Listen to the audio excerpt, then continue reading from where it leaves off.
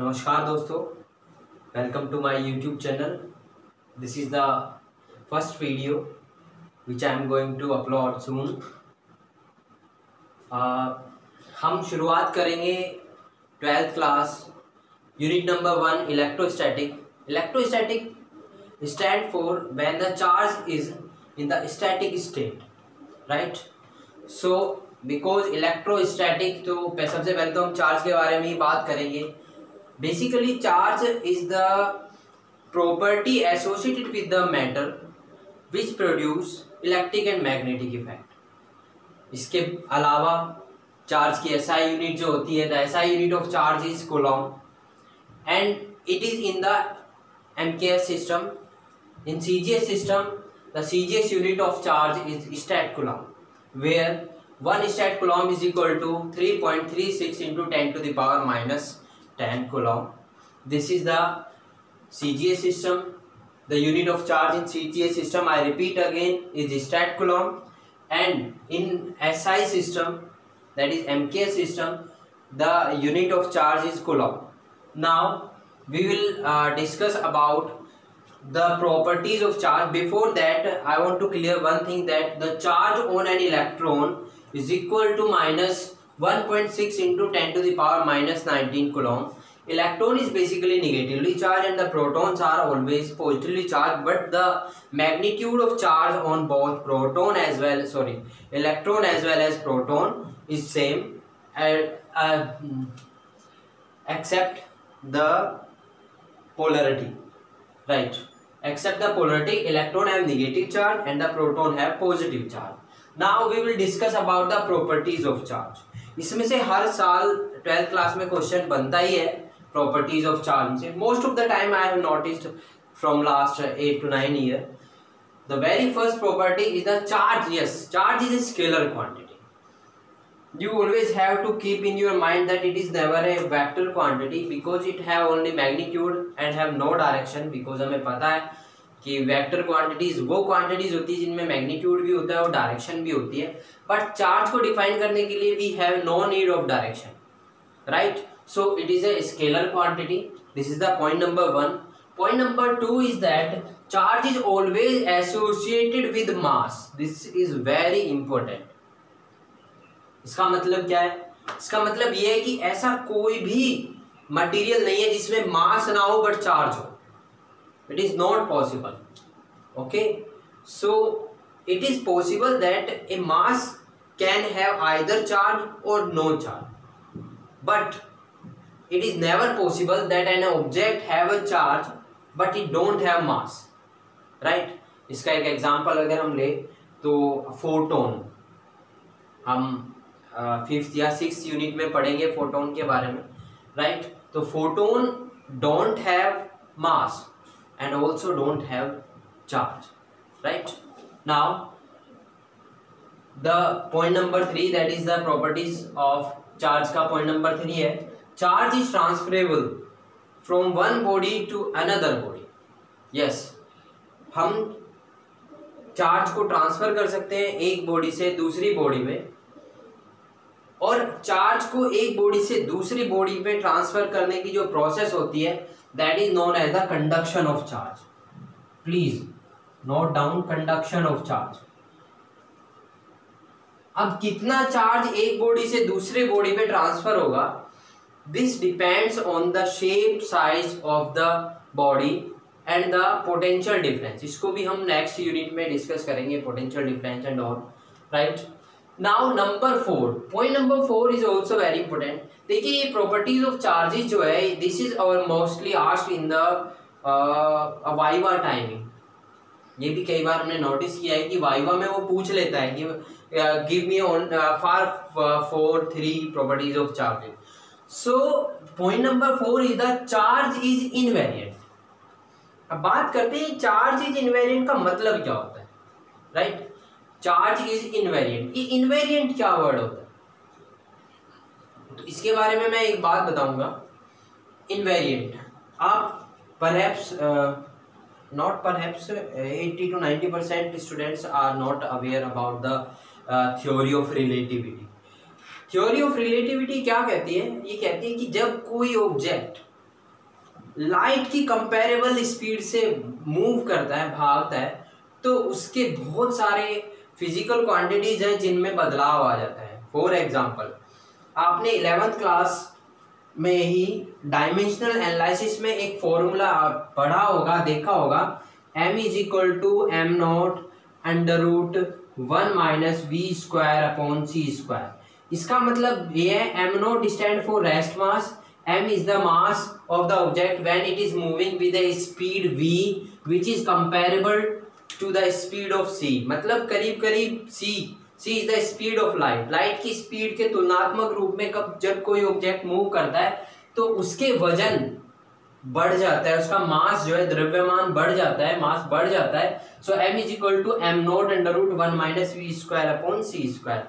Similarly not only mass, उसके shape, उसकी length घट जाती है और उसका फॉर्मूला हमारा बनता है L is equal to L not, right, under root 1 minus we square upon C square. Okay, so these are the quantities, those can vary with the special theory of relativity given by Einstein, that the mass and the length of the object can vary with the speed. He also gave the phenomena of time dilation। मतलब कहने का ये होता है कि just suppose that there are two twins, दो भाई हैं, बिल्कुल एक ही समय पे वो पैदा हुए, और एक भाई को हमने यहीं पे छोड़ दिया और दूसरे को हमने स्पेसशिप से स्पेस में भेज दिया, और स्पीड जो है उसकी लाइट की कंपेरेबल है, तो दोनों की टाइमिंग, दोनों की एज में फर्क आ जाएगा, क्योंकि जो यहाँ पे व्यक्ति है उसके अकॉर्डिंग उसका जो टाइम है वो स्लो हो जाता है, right, that is the time dilation. This is out of the topic, but ये याद रखना है कि charge is invariant. Invariant mean the magnitude of charge never changes with the speed of the object with which the charge is associated। Charge जिससे जुड़ा हुआ है उसकी स्पीड कितनी भी हो, चार्ज का मैग्नीट्यूड कभी भी चेंज नहीं होता है। नाउ द पॉइंट नंबर 5, ये जो पॉइंट नंबर 5 है, इससे भी बहुत बार क्वेश्चन जो बनता है वो बेसिकली इससे ही बनता है 12th क्लास में। The quantization of charge. Quantization, ये टर्म आपने 11th क्लास में क्वांटम नंबर्स पढ़ा। Quantum numbers, the very first quantum number is the principal quantum number। Quanta का मतलब ही होता है when the things are not continuous but these are discrete। continuous मतलब लगातार ना होके टुकड़ों में जब चीजें होती हैं तो हम उसको बोलते हैं क्वांटा, हम टर्म यूज करते हैं क्वांटा। इसका मतलब क्या होता है? इसका मतलब ये होता है कि देखिए, जो सबसे छोटा अमाउंट है चार्ज का, that is the charge on an electron. It mean electron के ऊपर जो चार्ज होता है, प्रोटॉन के ऊपर मैग्नीट्यूड दोनों का सेम ही होता है, 1.6 इंटू 10⁻⁻19 कूलम।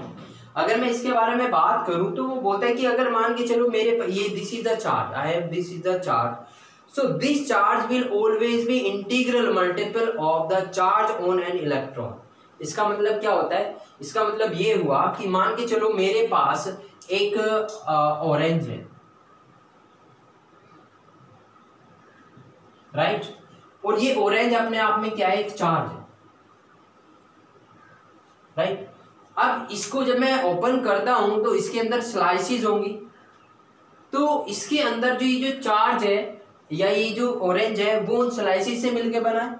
अगर मैं एक स्लाइस को एक इलेक्ट्रॉन मान लूं तो इसमें कभी भी ऐसा नहीं होगा कि इसके अंदर जो स्लाइसेस हैं वो 3.5 होंगी, नहीं, इसके अंदर स्लाइसेस जो होंगी 1 2 3 4 5 6 7 8 9 10 11 12 एंड सो ऑन, राइट। इतनी होती नहीं है, बट मैं ऐसे ही बोल रहा हूँ, फॉर्मली मैक्सिमम 10 होती है, राइट। इसका मतलब क्या हुआ? इसका मतलब ये हुआ कि कोई भी चार्ज है वो किससे मिलके बना होगा? इलेक्ट्रॉन से मिलके बना होगा, और वो इलेक्ट्रॉन कभी भी टुकड़ों में नहीं होगा। मतलब कोई भी चार्ज इज इक्वल टू क्या होगा?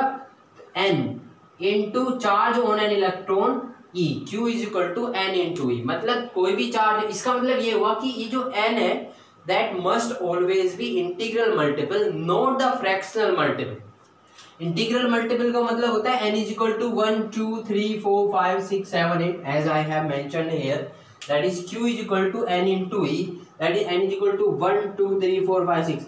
n can never be 1/2। मतलब कहने का ये हुआ कि मान के चलिए आप 12th क्लास में है और 12th क्लास में सभी बच्चे बैठे हुए हैं, तो 12th क्लास जो होगी वो सारे बच्चे जो होंगे वो 1 2 3 4 5 6 मान के चलिए 17 बच्चे हैं हमारी क्लास में। तो एक बच्चे को चार्ज मैंने दिया है मान के चलिए E, तो पूरी क्लास का कितना चार्ज हुआ Q, that is equal to मेरे पास क्लास में कितने बच्चे इंटू E। आप कभी भी किसी भी 12th क्लास को ऐसा नहीं बोल सकते कि किसी सेकंड क्लास के बच्चे को उस क्लास में बैठाएंगे और आप बोलेंगे ये 12th क्लास है। No, it is not possible. सभी स्टूडेंट 12th क्लास के ही होंगे। इसका मतलब ये हुआ कि ऐसा नहीं है कि इलेक्ट्रॉन का टुकड़ा नहीं किया जाता है। इलेक्ट्रॉन बेसिकली इलेक्ट्रॉन का टुकड़ा नहीं बोलना चाहिए, मुझे ये बोलना चाहिए कि हम कभी भी एक इलेक्ट्रॉन के ऊपर जो चार्ज होता है that is the minimum charge, वो होगा ही होगा। और जितना भी चार्ज नया बनेगा that is always be the multiple of the charge on an electron, right. So this is the end of the topic. Sorry, last topic is last point is the conservation of charge. As far you know 9th class में भी आप लोग पढ़ते हो conservation. Law of conservation क्या बोलता है? Law of conservation states that the charge, अगर मैं मास की बात करूं तो मास का लॉ ऑफ कंजर्वेशन आपने पढ़ा होगा, mass neither be created nor be destroyed. Similarly आपने पढ़ा होगा law of conservation of angular momentum, law of conservation of linear momentum. It means these are conserved, these neither be changed, neither be created nor be destroyed. Similarly charge can neither be created nor be destroyed. So this is the end of the topic. In the next video I will discuss about Coulomb's law and the continuous charge distribution.